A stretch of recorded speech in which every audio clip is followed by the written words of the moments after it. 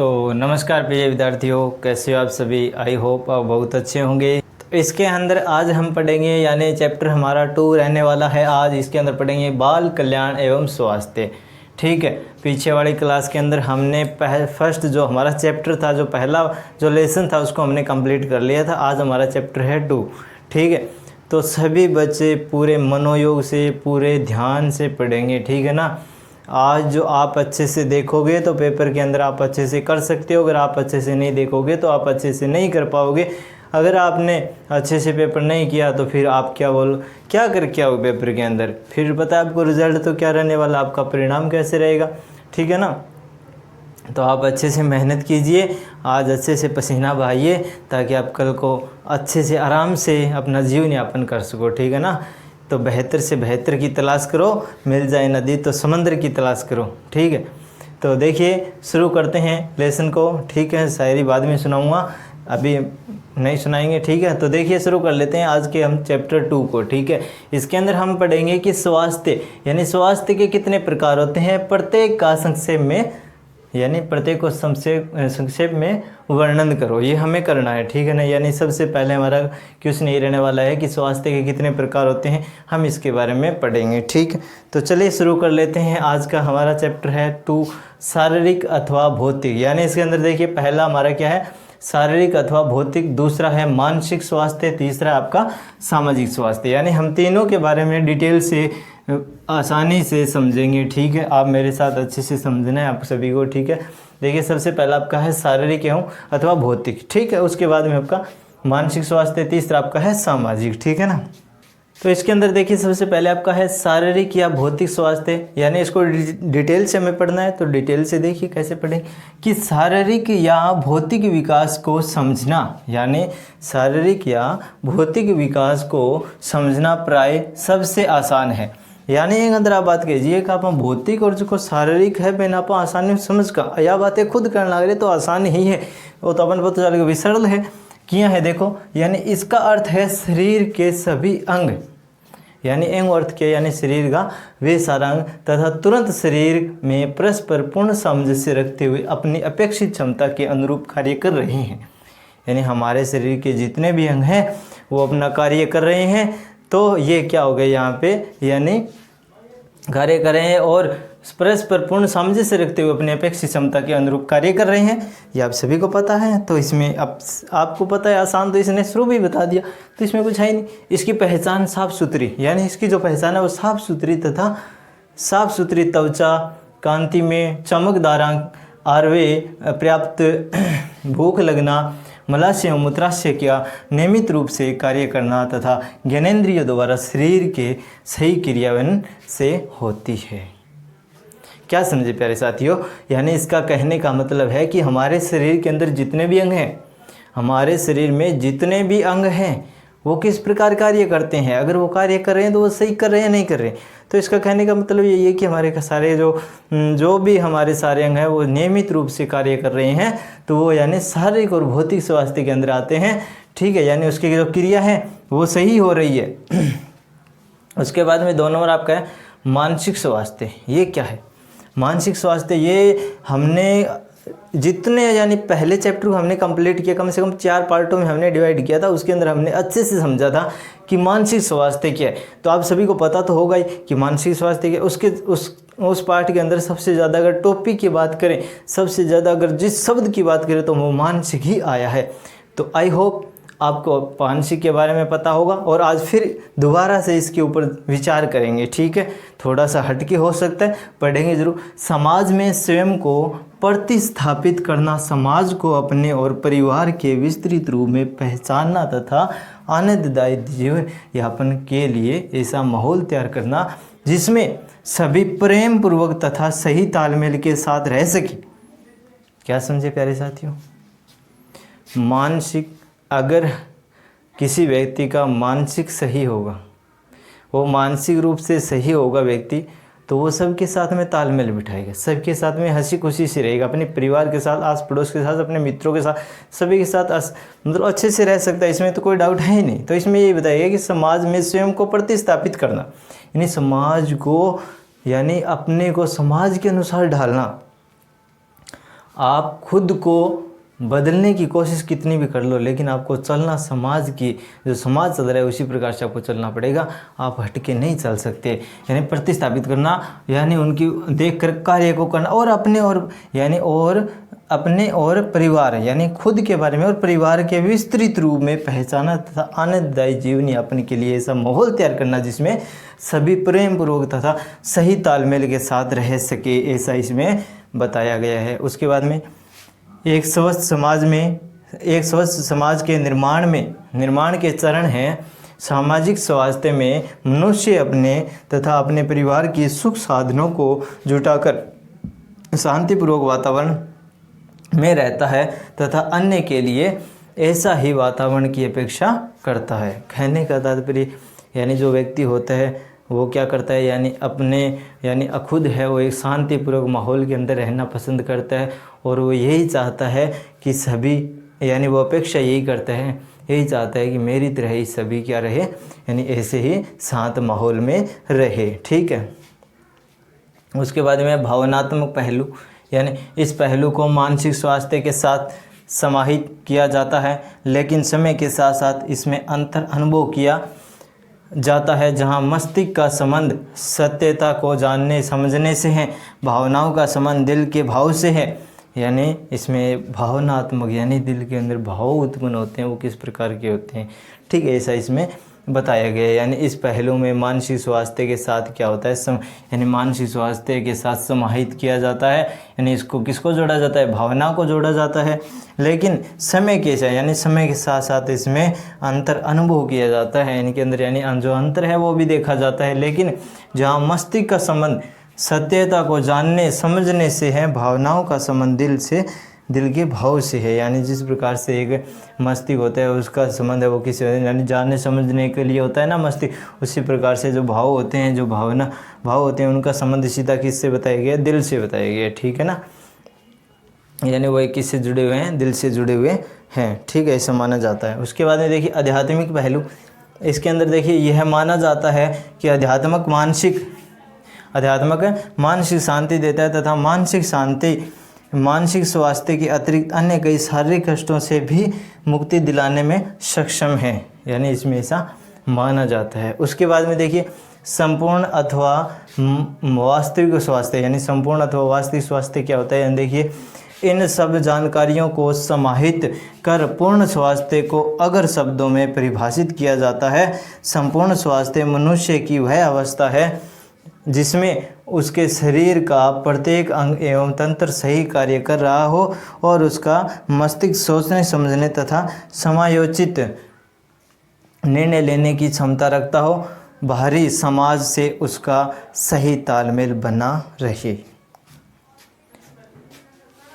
तो मैं थाना बात बता दी, यानी यह ही बातें अंदर बताई गई, यानी जो व्यक्ति होता है, स्वस्थ व्यक्ति होता है, मानसिक रूप से अगर वो सही होगा तो वो क्या करेगा, यानी समाज के साथ में भी तालमेल बिठाने का प्रयास करेगा और अपने परिवार के साथ हंसी खुशी से रहेगा, अपने मित्रों के साथ हंसी खुशी से, ऐसा इसमें माना जाता है। यानी सबके साथ में एक अच्छा तालमेल बिठा सकता है, इसमें ऐसा बताया गया है। ठीक है ना, इसमें ज़्यादा कुछ वो नहीं है, एक आसान सी भाषा में समझाने का प्रयास किया गया है, तो आप इसको नोट कर लीजिए और आगे और भी हम कर लेते हैं।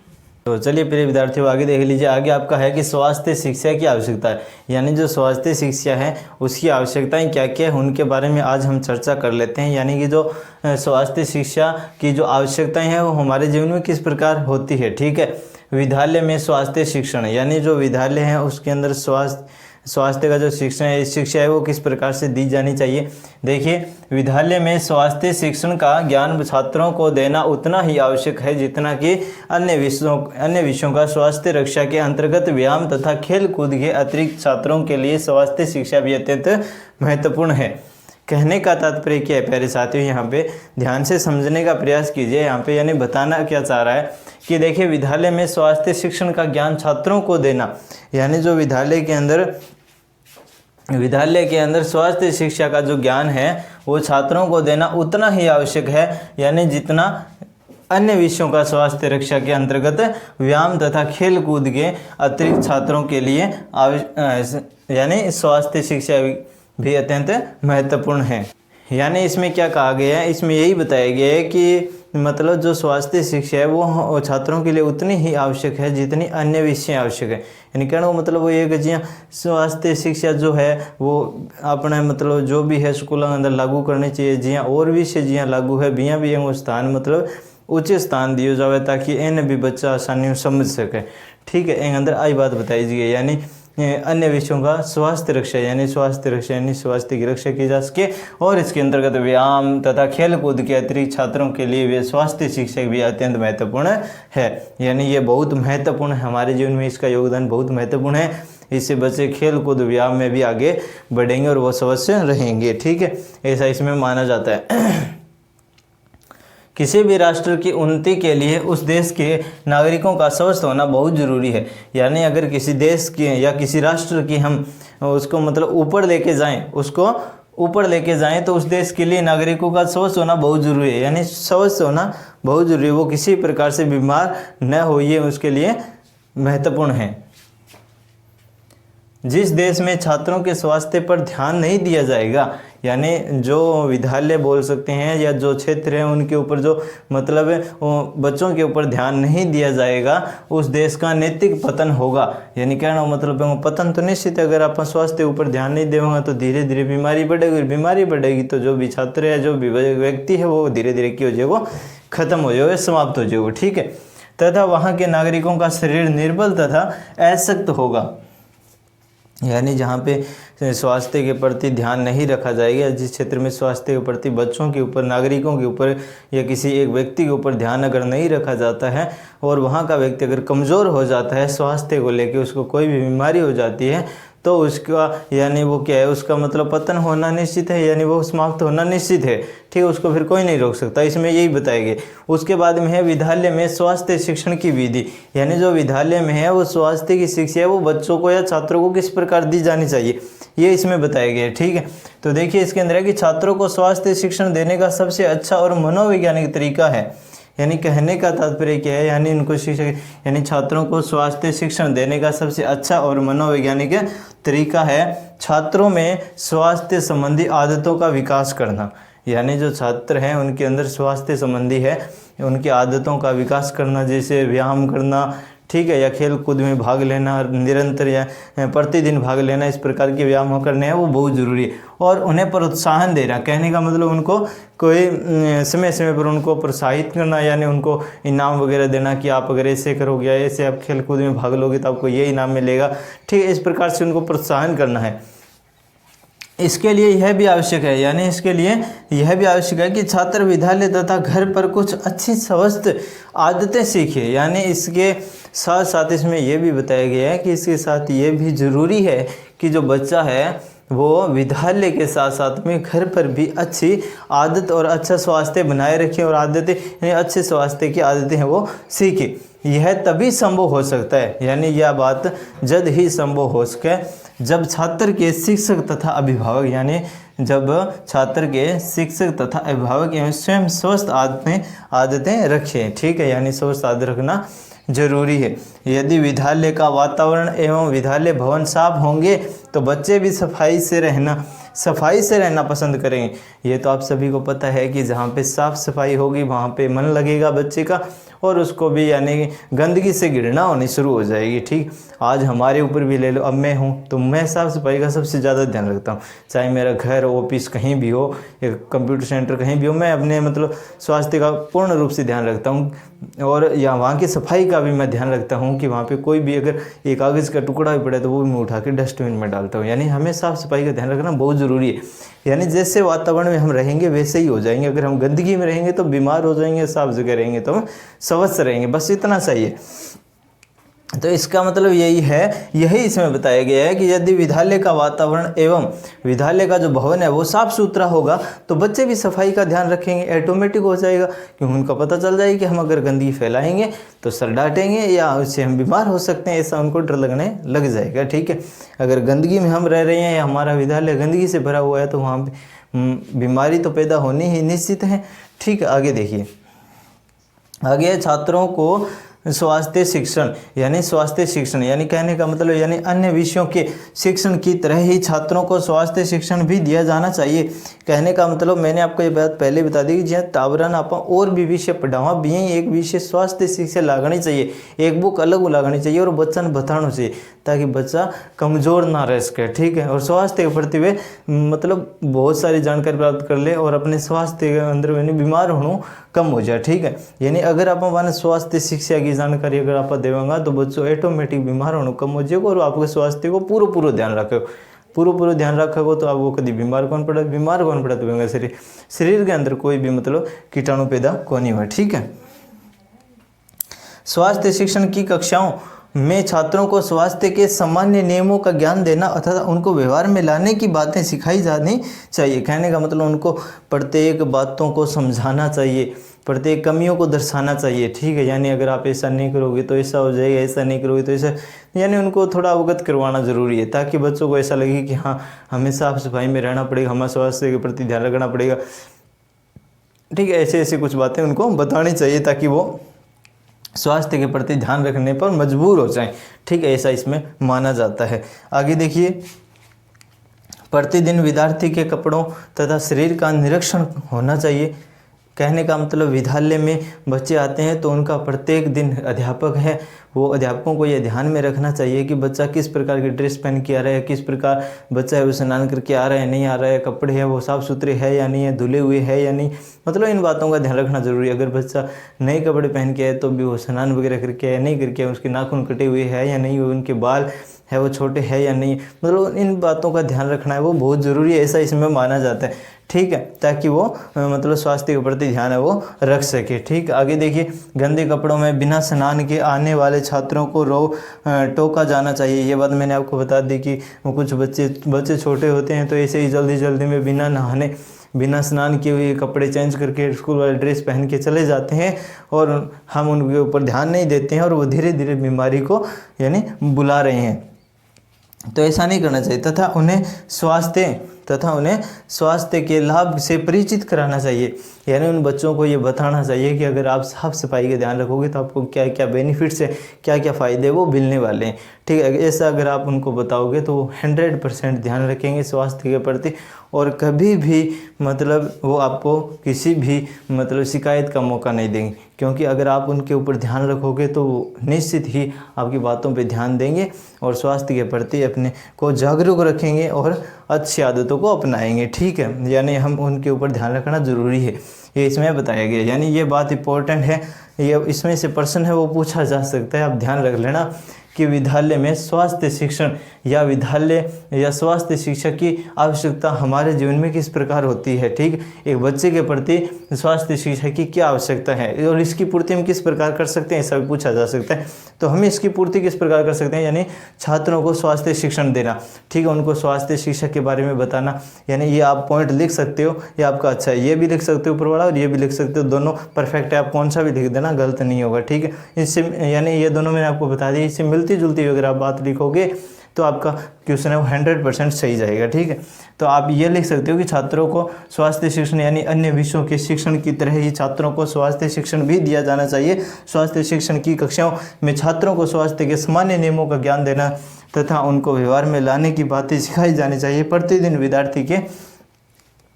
विद्यार्थी के कपड़ों और शरीर का निरीक्षण होना चाहिए। गंदे कपड़ों में बिना स्नान के आने वाले छात्रों को टोका जाना चाहिए तथा उन्हें स्वास्थ्य के लाभ से परिचित कराना चाहिए। यानी ऐसा इसमें माना जाता है और ऐसा हमें यानी ये क्वेश्चन आएगा तो आपको ये उत्तर करके आना है, तो आपका यानी 100% है वो सही जाएगा, ठीक है। उसके बाद में देखिए व्यायाम तथा शारीरिक शिक्षा, यानी तीसरा हमारा क्या इसमें पॉइंट तीसरा है कि व्यायाम तथा शारीरिक शिक्षा। इसके व्यायाम करने के लाभ तो आपको पता है कि जो व्यायाम करेगा उसको क्या क्या लाभ है, वो बेनिफिट्स है वो मिलने वाले। छात्रों को व्यायाम तथा शारीरिक शिक्षा का ज्ञान देना उतना ही आवश्यक है जितना कि पाठ्य पुस्तकों को सामान्य ज्ञान देना। यानी हमारे जो बच्चे हैं, हमारे जो छात्र हैं, विद्यालय में पढ़ रहे जो भी बच्चे हैं, उनको व्यायाम के बारे में जानकारी देना उतना ही आवश्यक है जितना हम अन्य पाठ्यक्रम या अन्य कोई भी पाठ पढ़ाते हैं, पुस्तक का उसके जो भी प्रश्न है या सामान्य बात जो भी बताते हैं, उसी प्रकार से हमें व्यायाम के बारे में जानकारी देनी बहुत आवश्यक है, ठीक है। ऐसा इसमें बताया गया है।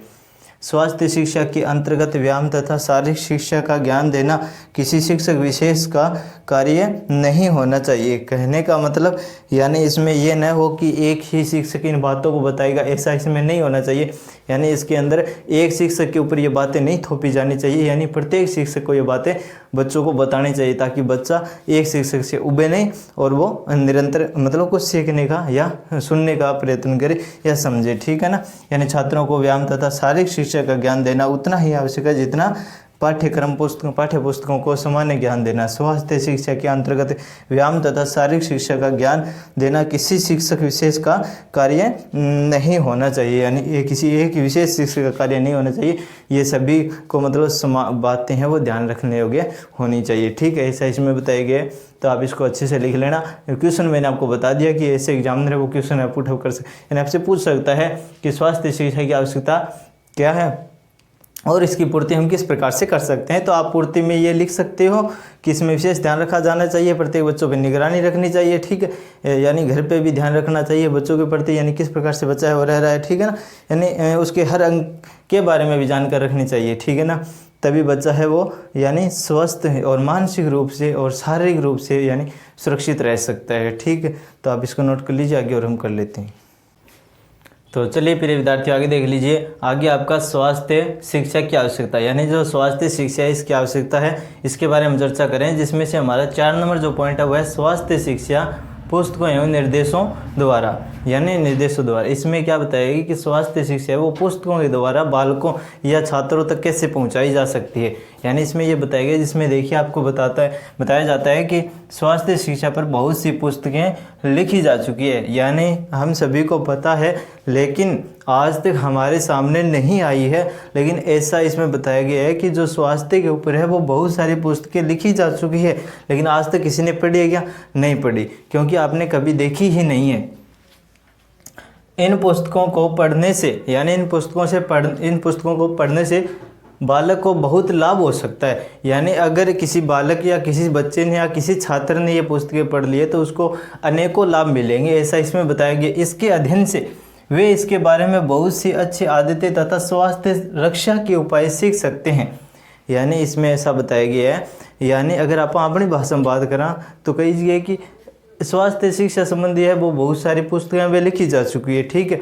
और बने अगर कोई बच्चों पढ़ेगो तो बेने बहुत लाभ मिला, यानी बहुत सारा बेने लाभ प्राप्त होगा। स्वास्थ्य संबंधी बेने अनेकों मतलब फ़ायदा मिलेगा और बेन जुड़ी हुई अनेक बातें सीखने बेने मिलेगी, ताकि वो यानी बीमार होने का चांस बहुत कम हो जाएगा, ठीक है। ये बात है, इसके अध्ययन से वे इसके बारे में बहुत सी अच्छी आदतें तथा स्वास्थ्य रक्षा के उपाय सीख सकते हैं। यानी अपने स्वास्थ्य को कैसे ठीक रखा जा सके, अपने स्वास्थ्य को अच्छा कैसे रखा जा सके, इसके बारे में उसको सीखने के मूल मंत्र उसमें मिल जाते हैं, ठीक है। स्वास्थ्य संबंधी पुस्तकों को छांटकर रखी पुस्तकें पुस्तकालय में रखी जाए, यानी कहने का मतलब जो स्वास्थ्य से जुड़ी हुई पुस्तकें हैं वो पुस्तकालय में रखी जाए ताकि बच्चे उन पुस्तकों को पढ़ सके। यानी स्वास्थ्य संबंधी पुस्तकों को छांटकर अच्छी पुस्तकें, यानी उनको अच्छी जो पुस्तकें बढ़िया जगह पुस्तकें वे छांट के लाइब्रेरी के अंदर सेट कर देनी चाहिए ताकि बच्चा वहाँ पढ़ सके, ठीक है। छात्रों को उन्हें पढ़ने की सलाह दी जाए, यानी कहने को मतलब ये है कि वहाँ पुस्तकान लाइब्रेरी के अंदर यानी बढ़िया जी की पुस्तकें वे लाइब्रेरी के अंदर सेट करके और बने पढ़ने की सलाह दीजिए। यानी बच्चा ने कहिए भी थे ये पुस्तकें पढ़ो, ठीक है, ताकि थाने कुछ नए सीखने मिलेगा और स्वास्थ्य से संबंधी सभी जानकारी आपको इसमें मिल जाएगी, ठीक है। ऐसा इसमें बताया गया है कि छात्रों को उन्हें पढ़ने की सलाह दी जानी चाहिए कि आप इन पुस्तकों को पढ़िए और पढ़कर अपने जीवन में इनको उतारिए, ठीक है। इसी प्रकार समय समय पर स्वास्थ्य विभाग के कर्मचारियों की तरफ से स्वास्थ्य रक्षा के नियमों तथा निर्देशों की जानकारी भी छात्रों को होती रहनी चाहिए। कहने का मतलब यानी समय समय पर यानी स्वास्थ्य विभाग के द्वारा एक ऐसा कर्मचारी, यानी स्वास्थ्य विभाग के द्वारा कर्मचारी या डॉक्टर हो सकता है, ठीक। यानी ऐसे मतलब कर्मचारियों को एक बार विद्यालय में जरूर बुलाना चाहिए और वो बच्चों को स्वास्थ्य से जुड़ी हुई अनेकों रोचक बातें बताए ताकि बच्चों को पता चले कि अगर हम ऐसा नहीं करेंगे तो हमारे साथ क्या घटित हो सकता है। यानी उनको कमियां महसूस करानी बहुत ज़रूरी है, तभी जाके ये संभव हो सकता है, ठीक है ना। ऐसा इसमें बताया गया। यानी समय समय पर स्वास्थ्य, यानी समय समय पर स्वास्थ्य विभाग ने कर्मचारियों की तरफ से स्वास्थ्य रक्षा यानी स्वास्थ्य के मतलब ठीक रखने के लिए नियमों तथा निर्देशों की जानकारी भी छात्रों को होती रहनी चाहिए। यानी एक ऐसा व्यक्ति नियुक्त किया जाना चाहिए ये जो बच्चों को समय समय पर इनकी जानकारी वो देता रहे। ठीक है, ऐसा इसमें बताया गया। उसके बाद में है कि समाज सेवा कार्यक्रम द्वारा, यानी अब समाज सेवा कार्यक्रम द्वारा इसका क्या मतलब है, यानी एवं मतलब यानी छात्रों को उनकी रुचि के अनुसार, यानी जो छात्र होते हैं, जो बच्चे होते हैं, उनको उनकी इच्छा अनुसार समाज सेवा के कार्यक्रमों में लगाया जाना चाहिए। उनको समाज सेवा करने का एक मौका ज़रूर मिलना चाहिए। यानी कोई भी ज्ञान एवं शिक्षा उस समय तक, यानी कोई भी ज्ञान और शिक्षा उस समय तक सफल नहीं की जा सकती जब तक कि व्यवहारिक रूप से उसका उपयोग न हो। यानी उसके अंदर व्यवहार भी होना चाहिए, व्यवहारिक ज्ञान भी होना ज़रूरी है। ये नहीं कि बच्चों को किताबी ज्ञान ही देते रहें, किताबी ज्ञान ही ठोक ठोक के बढ़ते रहे उनके अंदर, ऐसा नहीं होना चाहिए। उनके अंदर व्यवहारिक ज्ञान होना ज़रूरी है। उठना बैठना, बड़ों के साथ में कैसे बातें करते हैं, इन सब के बारे में उसको पता होना ज़रूरी है। ठीक है, ऐसा इसमें माना जाता है। उसके जब तक कि व्यवहारिक रूप से उसका उपयोग न हो, स्वास्थ्य शिक्षा भी छात्रों के व्यवहारिक रूप में दी जानी चाहिए। यानी जो स्वास्थ्य शिक्षा, अब आप बात कीजिए, अगर स्वास्थ्य शिक्षा अगर आप देने लग रहा तो व्यवहारिक रूप में वह शिक्षा वह देनी चाहिए। ठीक है, व्यवहारिक रूप में वह सामने आनी चाहिए। समाज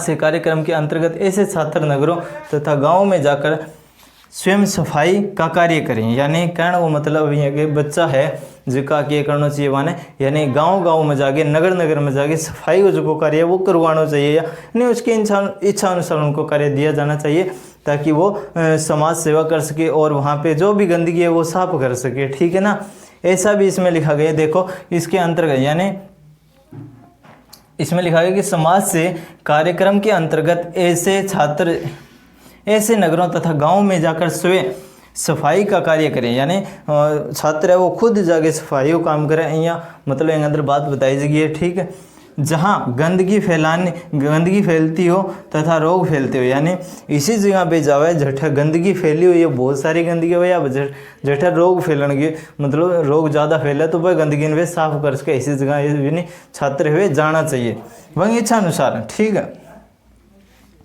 इसके लिए सबसे ज़रूरी जो ध्यान में, यानी इसके लिए सबसे ज़रूरी जो ध्यान में रखी जानी चाहिए वह है, यानी अब जो सारों ज़्यादा बात ध्यान रखना बात कौन चीज़ ध्यान सुनियो, यानी वह यह है कि छात्रों में समाज सेवा के प्रति रुचि उत्पन्न करना।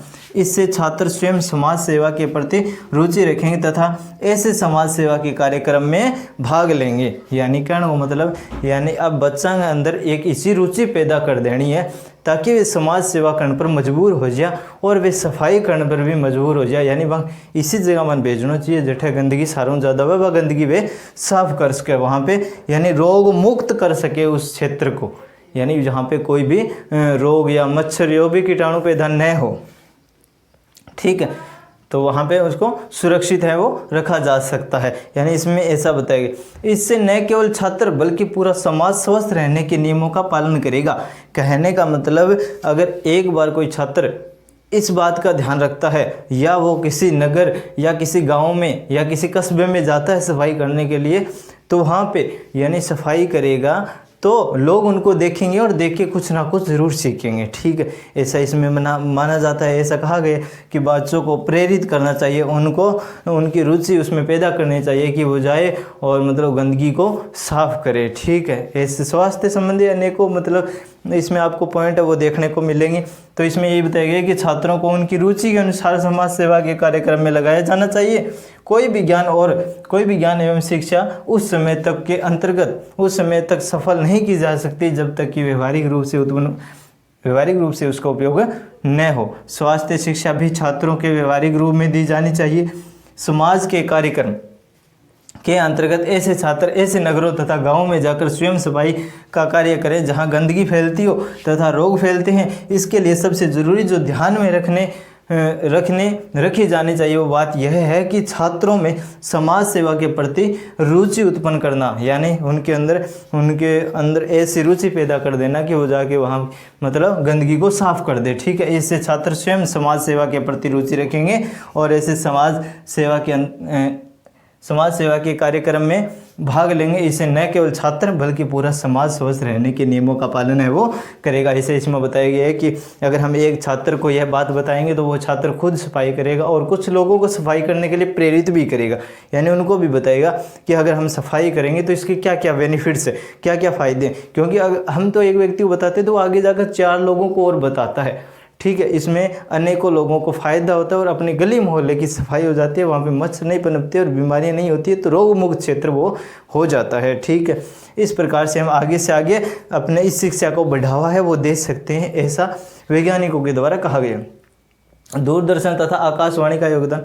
अब हम देखते हैं कई बार न्यूज़ क्षेत्र में भी आता है कि वहाँ पे गंदगी फैली हुई है, वहाँ पे मच्छर है, वहाँ पे उसने सफाई कर दी, वहाँ का क्षेत्र है वो रोग मुक्त हो गए, ऐसा यानी वहाँ पे इस दवाई का छिड़काव किया गया, वहाँ पे मच्छर मार, यानी कुछ ऐसा हमें सुनने को मिलता है। जैसे देखिए दूरदर्शन तथा आकाशवाणी द्वारा स्वास्थ्य संबंधी कार्यक्रमों का प्रसारण होता रहता है, यानी हमें बार बार है वो खबरें हैं वो देखने को मिलती है, ऐसा इसमें माना जाता है, ठीक है ना। यानी खबरें वो देखने को मिलती हैं। इन प्रसारणों को छात्र तक पहुँचाना चाहिए, यानी ये जो भी कार्यक्रम आते हैं, जो भी खबरें आती है वो छात्र तक पहुंचानी बहुत जरूरी है, ऐसा इसमें माना जाता है। यानी दूरदर्शन तथा आकाशवाणी द्वारा स्वास्थ्य संबंधी कार्यक्रमों का प्रसारण होता रहता है, इन प्रसारणों को छात्र तक पहुंचाना चाहिए। और इसमें यह बताया गया है कि जिससे छात्रों में स्वास्थ्य संबंधी जागरूकता को उत्पन्न किया जा सके, यानी जिससे छात्रों में स्वास्थ्य संबंधी जागरूकता को उत्पन्न किया जा सके, यानी वो अपने स्वास्थ्य के प्रति भी ध्यान रख सके, यानी जहाँ पे होगी साफ सफाई, शुद्ध हवा, ताज़ी हवा आएगी वहाँ पे, यानी अपने आप ही स्वास्थ्य वो खुश रहेगा, अच्छा रहेगा, तंदुरुस्त रहेगा, ठीक है, ऐसा इसमें माना जाता है। तो हमें सफाई रखनी बहुत ज़रूरी है। उसके बाद में देखिए स्वास्थ्य शिक्षा का महत्व है, यानी अब लास्ट में ये पॉइंट आया है, यानी ये जो है आपका स्वास्थ्य शिक्षा की आवश्यकता, इसी के अंदर आपका लास्ट पॉइंट इसमें है कि स्वास्थ्य शिक्षा का महत्व क्या है, ठीक है। इसमें महत्व के बारे में बताया गया है कि इसका जो महत्व है वो क्या महत्व है कि देखिए स्वास्थ्य शिक्षा का जो महत्व है, शिक्षक का यह एक महत्वपूर्ण कर्तव्य है कि, यानी अब इसमें यह बताया गया है कि जो भविष्य का निर्माण करने वाले शिक्षक होते हैं, जो बच्चों को यानी छोटे से लेकर बड़े बच्चों तक वो मतलब आगे से आगे लेके जाते हैं, तो वहीं से ही मतलब अगर गंदगी साफ होनी शुरू हो जाए तो अपने आप है वो वातावरण है वो शुद्ध हो जाएगा, ऐसा इसमें माना जाता है, ठीक है। यानी यही बताया गया कि शिक्षक का यह एक महत्वपूर्ण कर्तव्य है, यानी शिक्षक का यह एक महत्वपूर्ण कर्तव्य माना जाता है कि वो बच्चों को प्रोत्साहित, बच्चों को इसके लिए मतलब प्रेरित करे कि आप अपने मतलब अपने शरीर की साफ सफाई रखो, अपने स्वास्थ्य के ऊपर ध्यान रखो, खाने पीने पे ध्यान रखो,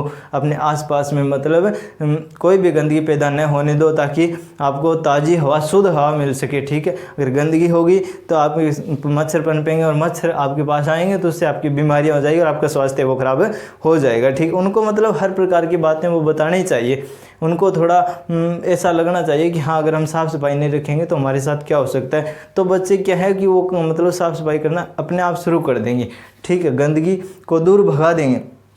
तो इसलिए इसमें बताया गया है कि शिक्षक का मतलब सबसे पहला यानी शिक्षक का यह एक महत्वपूर्ण कर्तव्य है, यानी यह एक इम्पोर्टेंट बात है कि यह बच्चों को यह बतानी चाहिए कि स्वास्थ्य शिक्षा को भी उतना ही महत्व दे। यानी अब ये बताया गया है कि एक टीचर है वो मान लीजिए जियाँ और सब्जेक्ट पढ़ा भी एक स्वास्थ्य शिक्षा भी इतना ही महत्व दे जितना आपका सब्जेक्ट नहीं देने लग रहे, ताकि बच्चा बीमारी मुक्त हो सके, ठीक है। यानी किसी भी शिक्षा का महत्व उस समय के लिए, यानी इसमें अब क्या बताया गया है, यानी शिक्षक का यह कर्तव्य महत्वपूर्ण कर्तव्य है कि स्वास्थ्य शिक्षा को भी उतना ही महत्व दे जितना कि वे अन्य सामान्य ज्ञान की पुस्तकों को पढ़ाने पर देते हैं, ठीक है। यानी उनको पढ़ाने पर देते जैसे अपनी और पुस्तकों पढ़ाते हैं उतना ही महत्व, उतना ही ध्यान इस बात पे या स्वास्थ्य शिक्षा पर देना चाहिए ताकि बच्चों को ऐसी शिक्षा दे सके ताकि वो रोग मुक्त वो हो सके, ठीक है ना, ऐसा इसमें माना जाता है। इस बात को ध्यान में रखते हुए यह देखना चाहिए, यानी इस बात को ध्यान में रखते हुए यह देखना चाहिए कि छात्रों को पढ़ने के कक्ष स्वच्छ तथा हवादार है। यानी अब इसमें यह बात बताई गई है कि इसके साथ में यह भी ध्यान रखना ज़रूरी है कि जो भी कक्ष है, जो भी जहाँ पे बच्चे पढ़ाई करते हैं तो वहाँ का वातावरण है वो शुद्ध होना चाहिए, स्वच्छ होना चाहिए, जो हवादार कमरे होने चाहिए जहाँ पे हवा आती जाती रहे, ठीक है ना, ऐसा वातावरण वहाँ का होना चाहिए या नहीं। स्वस्थ तथा हवादार है या नहीं, इस बात का ध्यान रखना चाहिए। यानी इसमें ये बात का ध्यान रखना बहुत ज़रूरी है कि वहाँ का जो कक्षा है वो साफ़ सुथरा है या नहीं है, इस बात का विशेष ध्यान रखना ज़रूरी है।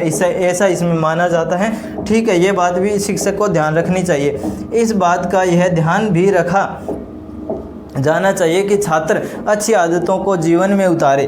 ठीक है, यानी उसकी आदत है, उसकी जो हॉबीज़ है वो कैसी है। ठीक है, यानी उसकी आदत है वो अच्छी होनी चाहिए और वो अच्छी आदतों को अपने जीवन में उतारे। ठीक है, स्वास्थ्य शिक्षा अथवा किसी भी शिक्षा, यानी स्वास्थ्य शिक्षा या किसी भी शिक्षा का महत्व उस समय तक नहीं है जब तक कि वह व्यवहार में न लाई जाए। स्वास्थ्य शिक्षा एक ऐसी शिक्षा है जिसको जीवन में उतारने से निश्चित रूप से लाभ मिलता है। यानी ये बात आप सभी को पता है कि स्वास्थ्य नाम जहाँ पे आ गया, हमारे शरीर के बारे में जहाँ बात आ गई, अगर हमारा शरीर ही स्वस्थ नहीं है तो हम क्या कर सकते हैं। अब आजकल का टाइम क्या है कि आजकल का टाइम जो है कि आपको मतलब स्वास्थ्य के ऊपर व्यक्ति ध्यान रख के काम की ओर भाजने लग रहे। स्वास्थ्य धीरे धीरे खराब होने लग रहे, लेकिन वो ध्यान कौन देने लग रहे। क्यों कि सुबह उठते हैं सीधे काम पर जानो, काम पर घर आई रोटी खा के सो जानो। ठीक है, खाना खा के सो जाए, तो आपके स्वास्थ्य के ऊपर वो बिल्कुल ध्यान कौन रखना लग रहे। तो बैंक के कारण शरीर है वो कमज़ोर होने लग रहे, तो स्वास्थ्य के प्रति ध्यान रखना बहुत ज़रूरी है। मैं तो आई कहूँ काम करो, काम ज़रूरी है, लेकिन अपन जे ना आप काम लेने लग रहे हैं जो कि अपनी मशीन है बेने तो अपन सही रखनी जरूरी है।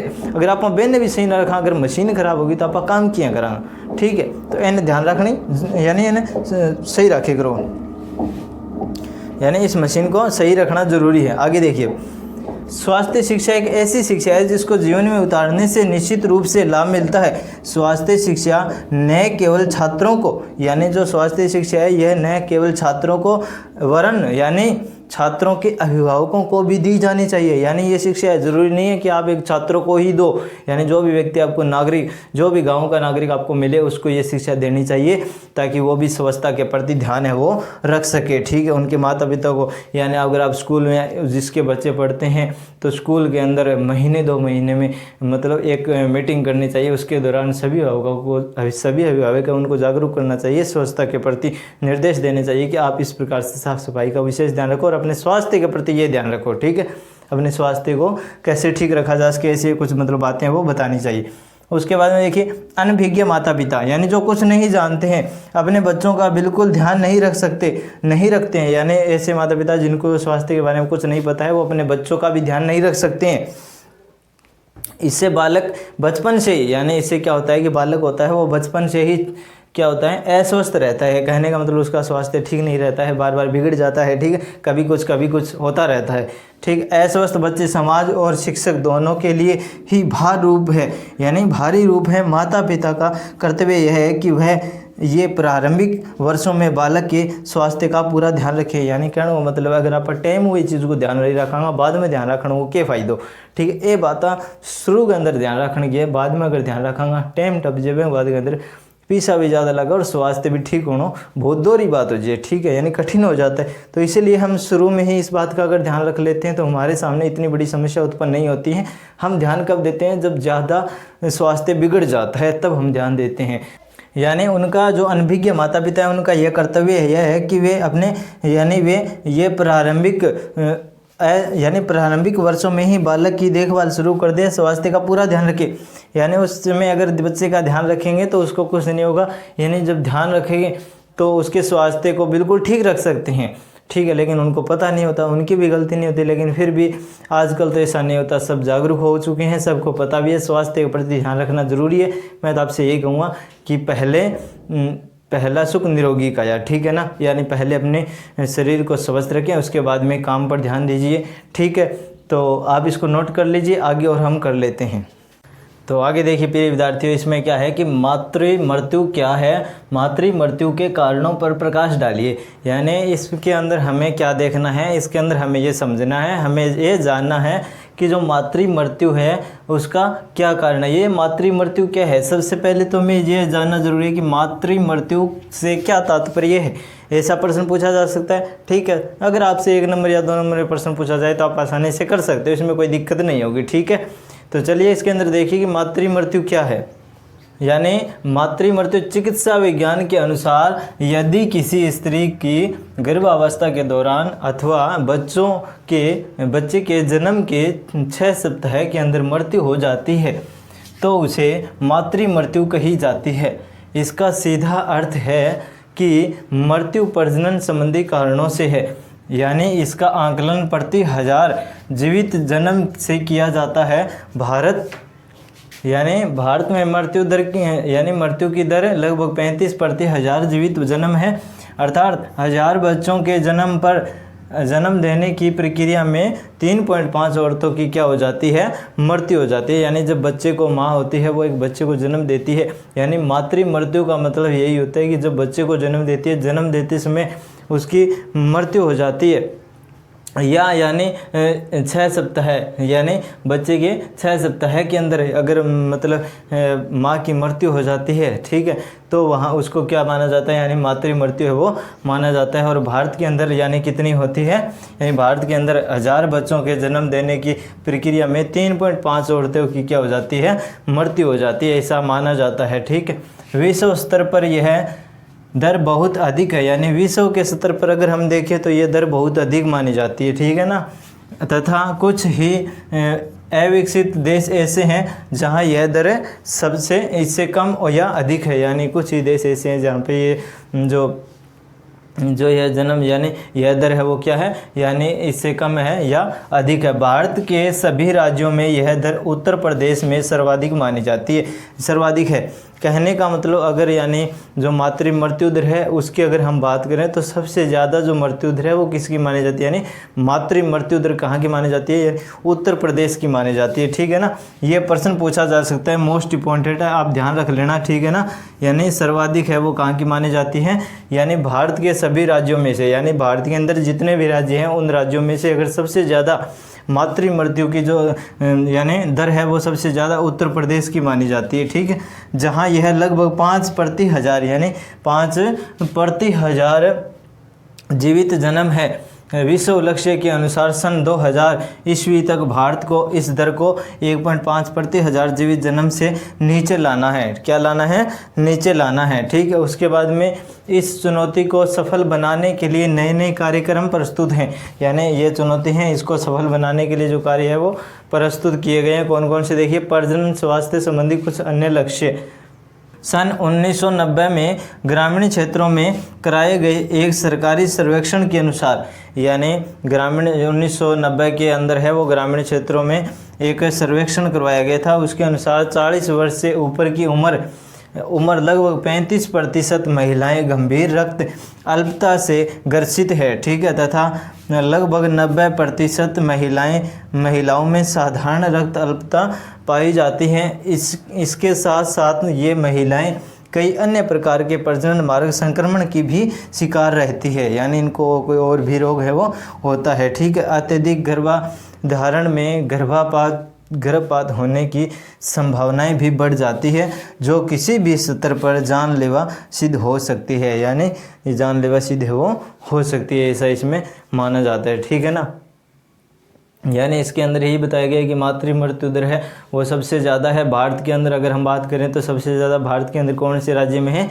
उत्तर प्रदेश राज्य में है। ठीक है, उसके बाद में विश्व की अगर हम बात करें तो विश्व में सबसे ज़्यादा है वो देखने को मिलती है, इसकी दर है वो सबसे ज़्यादा देखने को हमें मिलती है, हमारे सामने आती है, ऐसा इसमें बताया गया। ठीक है ना, तो ये आप अच्छे से नोट कर लेना, आगे और हम कर लेते हैं। तो चलिए प्रिय विद्यार्थी, आगे देख लीजिए। आगे है कि उत्तर प्रदेश की महिलाओं के स्वास्थ्य की स्थिति, यानी मैंने आपको बताया था कि भारत के राज्यों में अगर सबसे ज़्यादा मातृ मृत्यु दर बताई गई है तो वो उत्तर प्रदेश की बताई गई है, लेकिन उत्तर प्रदेश में जो महिलाओं के स्वास्थ्य है उसकी पोजीशन क्या है, उसकी स्थिति क्या है, उसके बारे में हम चर्चा करेंगे। तो देखिए, इसके अंदर की 15 वर्ष होने तक 1/3 लड़कियों, यानी 1/3 लड़कियों का विवाह हो चुका है, यानी 15 साल की ऐसी लड़कियां हैं जिनकी शादी हो चुकी है, छोटी उम्र में हो चुकी है। ठीक है, उनकी संख्या में दी। उसके बाद में है कि प्रजनन आयु की 1/4, यानी महिलाओं का वजन 35 किलो से भी कम होता है, यानी 35 किलो से कम वजन होता है प्रजनन आयु की महिलाएं हैं उनका। ठीक है, उसके बाद में है कि लगभग प्रतिशत महिलाएं कम से कम एक प्रकार की स्त्री प्रसूति रोग से पीड़ित होती है, यानी ये रोग से पीड़ित होती है। उसके बाद में 1/4 महिलाएं न चाहते हुए भी गर्भवती हो जाती है, यानी वो चाहती नहीं है लेकिन वो क्या हो जाती है, गर्भवती वो हो जाती है। ये भी एक इसकी पोजीशन है। उसके बाद में हर 24वें मिनट में मातृ मृत्यु होती है। कहने का मतलब उत्तर प्रदेश की अगर हम बात करें तो वहाँ पर जो मातृ मृत्यु वो कितनी देर में बताई गई, यहाँ पे हर 24वें मिनट में मातृ मृत्यु दर है वो बताई गई कि होती है। ठीक है। उसके बाद में है कि जबकि लगभग हर महिला रक्त अल्पता का शिकार है, यानी वहाँ पे ये जो महिलाएं हैं वो लगभग महिलाएं ऐसी है जो रक्त अल्पता के क्या है, शिकार बताई गई है। ठीक है, यानी शिकार है। केवल 27% को ही इसका इलाज मिलता है, यानी इसमें से 27% ही महिला ऐसी है या 27% ही महिला इतनी है जिनको इलाज है वो मिल पाता है, बाकी महिलाओं को इलाज है वो नहीं मिलता है। ठीक है। उसके बाद में प्रजनन आयु की 75% महिलाओं को गर्भावस्था में जटिलताएं होने की संभावना होती रहती है, यानी गर्भावस्था में जटिलताएं होने की संभावना वो होती रहती है। ठीक है। उपरोक्त सब तथ्यों को ध्यान में रखते हुए, यानी ऊपर जो दिए हैं उन सभी तथ्यों को ध्यान में रखते हुए अत्यधिक आवश्यक है कि प्रजनन प्रक्रिया के दौरान महिलाओं की पूर्ण देखभाल की जाए, यानी जब उनकी प्रजनन जो प्रक्रिया होती है उनके दौरान महिलाओं की जो है देखभाल है वो अच्छी तरीके से या पूरी अच्छी तरीके से रखी जाए, ऐसा इसमें बताया गया, जिससे कि यह स्वस्थ रहे, उनको कोई भी दिक्कत है वो परेशानियाँ वो न हो और एक स्वस्थ बच्चों को जन्म दे सके। यानी इसमें यह बताया गया कि इन सभी नियमों को पढ़ने के बाद में ऐसा है कि इन महिलाओं को यानी अत्यधिक आवश्यकता होती है कि प्रजनन प्रक्रिया के दौरान महिलाओं की पूर्ण देखभाल होनी चाहिए या की जाए, जिससे कि यह स्वस्थ रहे और एक स्वस्थ बच्चे को जन्म है वो दे सके। इसके बाद महिलाओं के शरीर को भरपूर समय मिलना चाहिए। विश्व स्तर पर मातृ मृत्यु के आंकड़े को सारणी 1 में दर्शाए गए, यानी जो मातृ मृत्यु के आंकड़े हैं वो सारणी 1 में दर्शाए गए। देखिए, विश्व स्तर पर मातृ मृत्यु की दर, मातृ मृत्यु प्रति 1 लाख जीवित जन्म। ठीक है, यानी मातृ मृत्यु है, मातृ मृत्यु प्रति उसके साथ में 1 लाख जीवित जन्म है। जैसे विकासशील देश कितने 317 है, विकसित देश है 26 आपके, ओशानिया है 600, लैटिन अमेरिका है 630, एशिया है 200, यूरोप है 380, उत्तरी अमेरिका 23 है, विश्व है 12। ठीक है, कुछ इस प्रकार ये आंकड़े हमारे सामने आए हैं। ठीक है। उसके बाद में है मातृ मृत्यु के कारण, यानी इसका कारण क्या है, क्या कारण है कि देखिए मातृ मृत्यु के कई कारण होते हैं जिनका विश्लेषण आवश्यक है, जिनके ऊपर ध्यान देना जरूरी है। यानी मातृ मृत्यु के कई कारण हो सकते हैं जिनके ऊपर ध्यान देना है वो जरूरी है। मातृ मृत्यु के कारणों को 2 भागों में बांटा गया, जिसमें से आपका पहला तो है यानी चिकित्सीय कारण, ठीक है, मेडिकल कोर्स। उसके बाद में है आपका सामाजिक कारण, ठीक है, सोशल कोर्स। ठीक है, यानी 2 कारण इसके हैं, इन दोनों के बारे में हम विस्तार से चर्चा करेंगे। ठीक है, तो ये इनके कारण रहे हैं। यानी उत्तर प्रदेश में मैंने आपको बता दिया कि मातृ मृत्यु दर है वो सबसे ज़्यादा बताई गई भारत के अन्य राज्यों के अंदर। ठीक है, अन्य राज्यों से ज़्यादा यानी किस में, उत्तर प्रदेश में सबसे ज़्यादा बताई गई। ठीक है, इस बात को आपको ध्यान में रखना है। ठीक है, तो आप इसको नोट कर लीजिए, फटाफट आगे और हम कर लेते हैं। तो आगे देखिए प्रिय विद्यार्थियों, इसमें आपका 1 नंबर है चिकित्सीय कारण, यानी इसके अंदर मैंने आपको 2 बताए थे, एक तो चिकित्सीय कारण और ये दूसरा बताया था सामाजिक कारण। ठीक है, उसके अंदर पहला आपका है चिकित्सीय कारण। इसके अंदर देखिए कि चिकित्सीय कारण वे कारण हैं जिनका समय रहते पता चलने से संभावित मृत्यु को रोका जा सकता है। यानी चिकित्सीय कारण यानी हम उसको वहाँ मतलब हॉस्पिटल में जाके या मतलब अस्पताल में जाके उसका इलाज कर सके, सही समय पर इलाज हो सके, वो चिकित्सीय कारण हो सकता है। ठीक है ना, यानी समय रहते पता चलने से संभावित मृत्यु को रोका जा सके।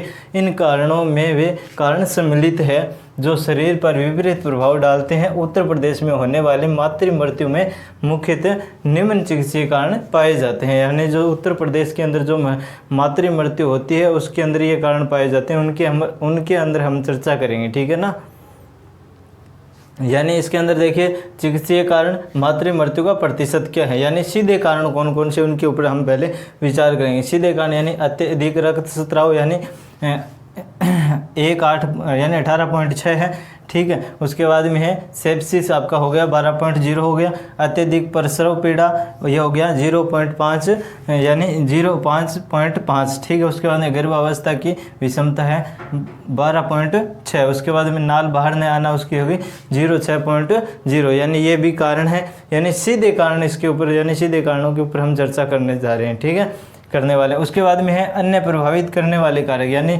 वो इससे अलग कौन से कारक होते हैं जो इसको प्रभावित करते हैं, उनके ऊपर हम चर्चा कर लेते हैं।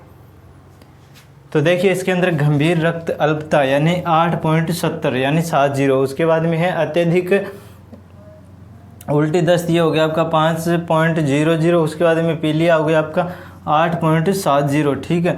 तपेदिक आपका हो गया 5.00। उसके बाद में टिटनेस यानी ये हो गया आपका 4.20। उसके बाद अन्य कारण आपके हैं 13.0, ये हो सकते हैं, यानी सीधे कारण और अन्य कारण दोनों के बारे में हमने चर्चा की।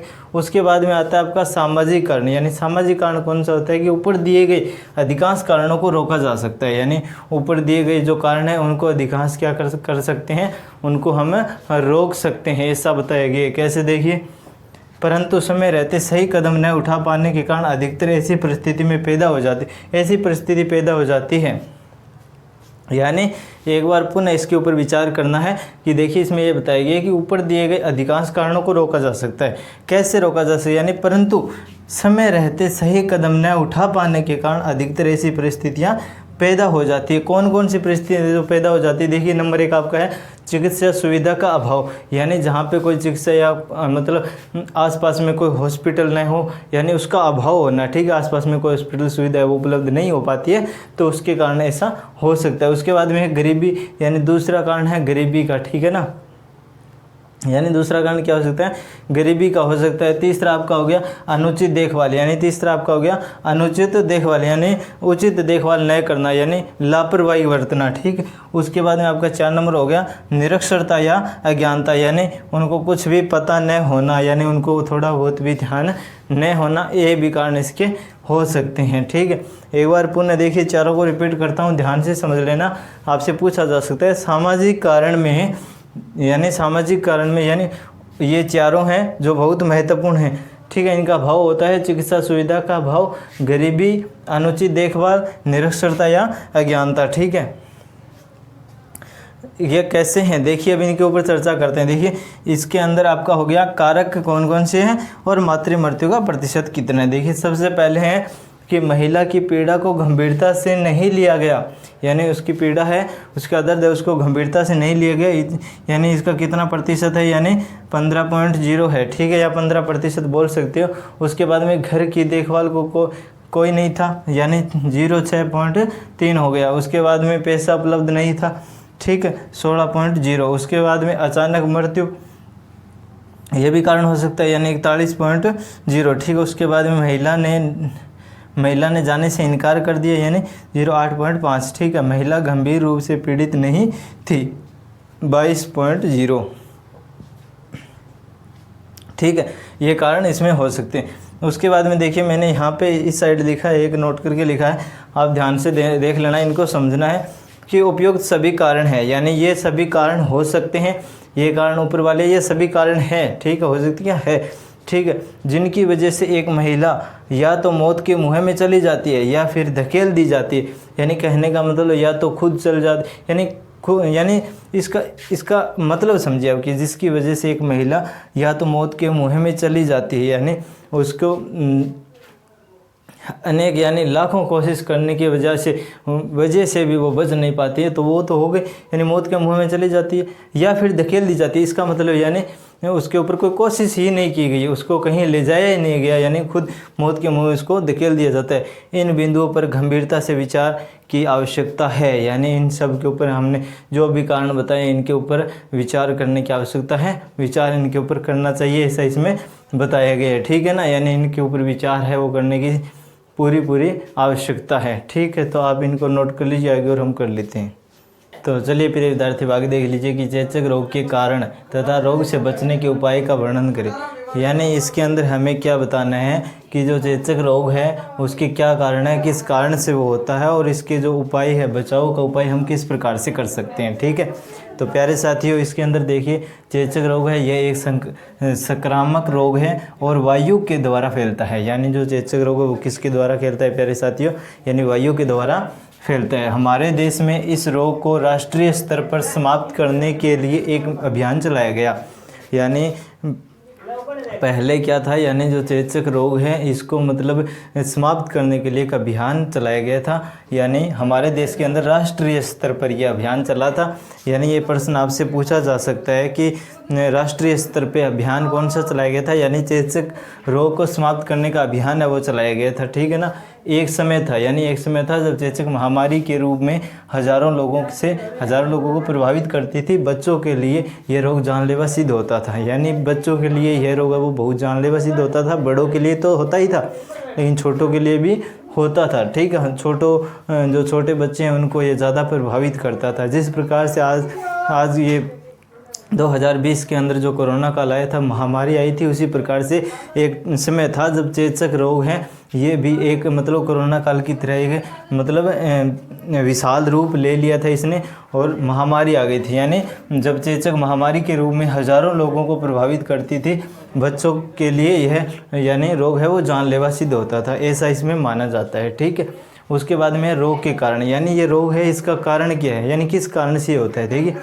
यह रोग एक विषाणु के द्वारा फैलता है। यानी यह रोग किसके द्वारा फैलता है, यानी जो चेचक रोग है वो एक विषाणु के द्वारा है वो फैलता है। या शरीर में प्रवेश किसके द्वारा करता है, यानी सांस के साथ इस रोग के रोगाणु गले,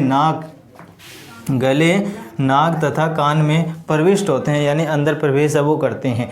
यानी चेचक रोग के कारण, यानी यह रोग एक विषाणु के द्वारा फैलता है।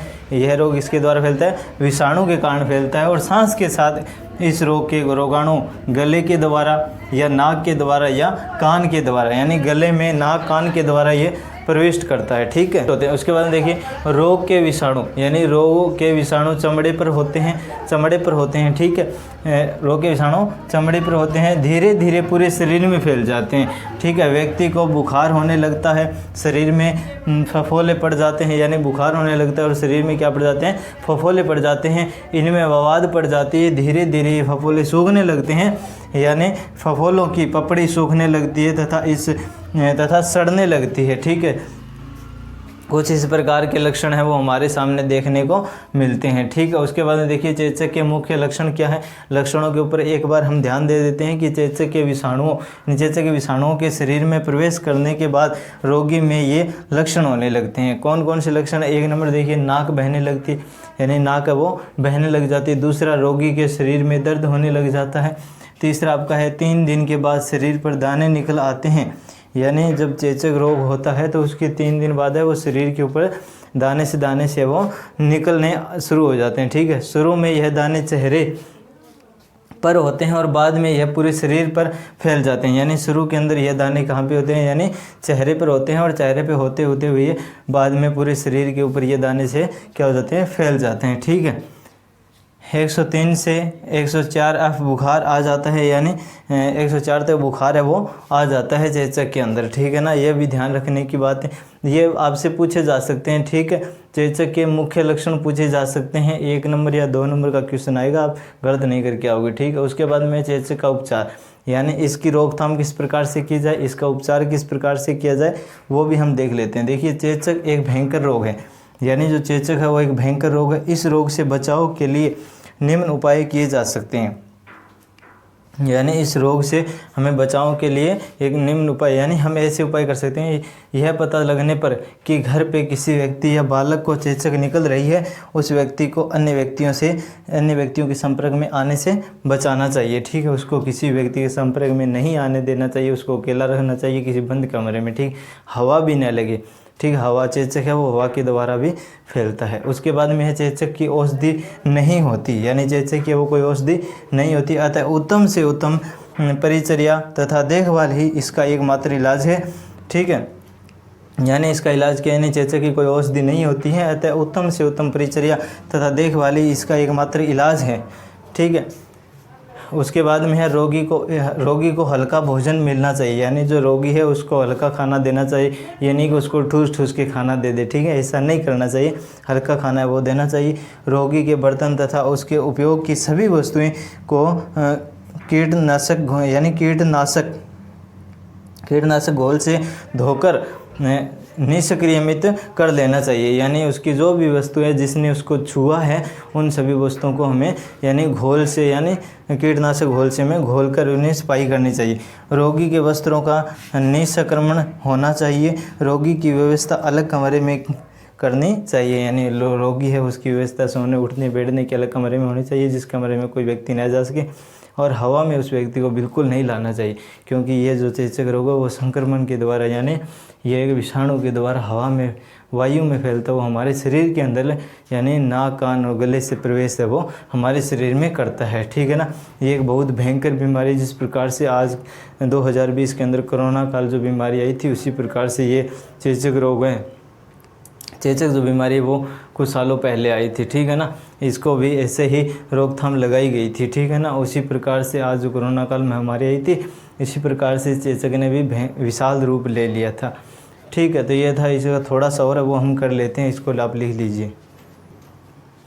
तो चलिए प्रिय विद्यार्थियों आगे देख लीजिए प्रतिबंधन उपाय, यानी जो चेचक जो है इसका उपाय कैसे करना है। देखिए चेचक का रोग एक महामारी के रूप में फैलता है, यानी एक महामारी के रूप में फैलता है जिससे कोरोना काल फैला था, ठीक है। भी या बीमारी आई जो कि चेचक आई है, ठीक है। इसके बचाव के लिए जन्म से ही टीका लगना चाहिए, यानी इसके बचाव के लिए जन्म से टीका लगना चाहिए। अब लगते हैं ना चेचक का टीका, यानी छोटे बच्चों को लगाया जाता है। चेचक का वैक्सीन टीके द्वारा शरीर में प्रवेश करा देने से पूरे शरीर में चेचक का प्रतिरक्षण हो जाता है, यानी ये बीमारी है वो रुक जाती है, ठीक है, पूर्णतः खत्म हो जाती है। साथ में उस स्थान पर जहाँ टीका लगा है फफोले उठकर मवाद में भरकर धीरे धीरे सूख जाते हैं। एक बार एक टीके से 5 से 10 वर्ष तक के लिए प्रतिरक्षक हो जाता है, यानी 5-10 साल तक है कोई दिक्कत को नहीं हुई। वे बात के अंदर शिशु को पहले 3 महीने के भीतर ही टीका लगवाना चाहिए, यानी जो बच्चा होता है उसको 3 महीने यानी जब 3 महीने हो जाए तो उसका टीका लगाना बहुत ज़रूरी है। उसके बाद दूसरा टीका बच्चों की 3 वर्ष की आयु पूरी कर लेने के बाद लगवा लेना चाहिए, यानी दूसरा टीका कब लगवाना चाहिए, यानी दूसरा टीका कब लगवाना चाहिए बच्चों को 3 वर्ष की आयु पूरी कर लेने के बाद है वो टीका लगवा लेना चाहिए। उसके बाद में 3 नंबर चेचक फैलने की दशा में इस टीके को प्रत्येक व्यक्ति को लगवा लेना चाहिए, यानी जब चेचक फैलने की दशा में आता है तो ये टीका लगवाना बहुत ज़रूरी है। इस बीमारी को आप ऐसे ही मत लेना चाहिए, इसको बीमारी को गंभीरता से लेकर इसका इलाज है वो करवाना ज़रूरी है, ठीक है। आप इस बात का विशेष ध्यान है वो रखेंगे, ठीक है।